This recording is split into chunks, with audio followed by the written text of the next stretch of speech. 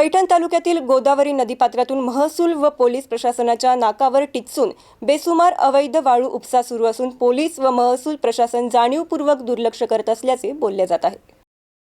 हिरपुडी, टाकळी, पाटेगाव, नवगाव, तुळजापूर, जुने कावसान या परिसरातून दिवसाढवळ्या तसेच रात्रीच्या अंधारात ट्रॅक्टर व हायवा वाहनांच्या माध्यमातून मोठ्या प्रमाणावर वाळू उपसा केला जात आहे। मात्र महसूल विभागाचे अनेक अधिकारी संभाजीनगरच्या निवडणूक कामकाजात व्यग्र आहे। वाळू विरोधी पथक हे केवळ कागदावरच असल्याने शासनाचा लाखो रुपयांचा महसूल बुडत आहे। ना लिलाव ना टेंडर तरीही सुरू आहे। अवैध वाळूचा उपसा लिलाव न झाल्याने माफियांचे फावले आहे। शासनाला सर्वाधिक महसूल पैठणच्या गोदावरी नदीतील वाळू लिलावातून मिळतो। मात्र जिल्हा प्रशासनाकडून पैठण तालुक्यात अद्याप वाळू लिलाव प्रक्रिया राबवण्यात आलेली नाही। याचाच गैरफायदा घेत वाळू माफियांनी बेकायदेशीर उपसा सुरू केल्याचे चित्र दिसत आहे।